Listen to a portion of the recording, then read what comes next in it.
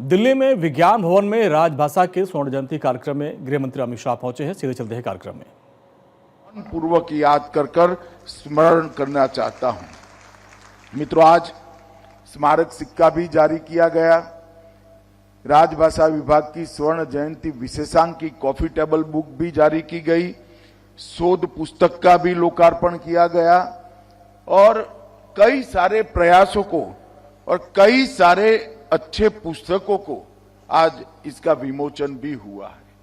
राजभाषा को प्रशासन में, तकनीक के क्षेत्र में, विज्ञान के क्षेत्र में और कला के क्षेत्र में प्रस्तापित करने वाले कई पुस्तकों का भी आज विमोचन हुआ। इसके साथ राजभाषा के प्रचार प्रसार के लिए जिन्होंने प्रयास किया है, इसका पुरस्कार देने का भी काम हुआ। मित्रों, विगत 11 साल में मोदी जी ने एक भारत श्रेष्ठ भारत कार्यक्रम की शुरुआत की।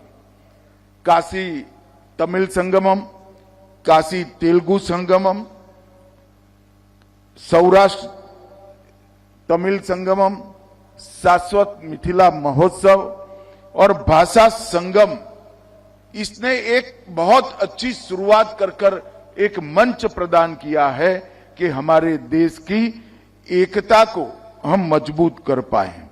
और आज भाषा संगम की पहल पर हर स्कूल में छात्रों को बोलचाल के 100 वाक्यांश 22 संविधान मान्य प्राप्त भाषाओं के सिखाने का कार्यक्रम होता है।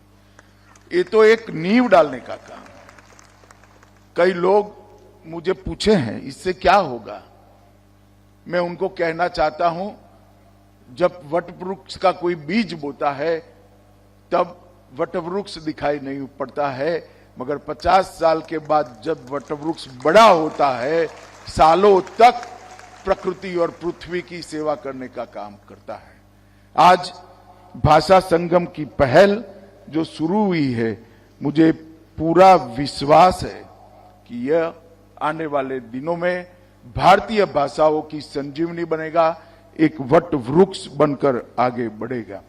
मित्रों, कई सारे वक्ताओं ने कई सारी चीजें कही हैं, मगर मैं राजभाषा विभाग के 3 प्रयासों को आपके सामने रखना चाहता हूं। सबसे पहला प्रयास है, हमने एक हिंदी शब्द सिंधु की रचना की। हिंदी शब्द सिंधु एक प्रकार से राजभाषा को स्वीकृत, लचीली और संपूर्ण बनाने का प्रयास है। यहां कई सारे हिंदी के विद्वान बैठे हैं। इनका आग्रह होगा कि हिंदी को ही प्राधान्य मिलना चाहिए, हिंदी को शब्द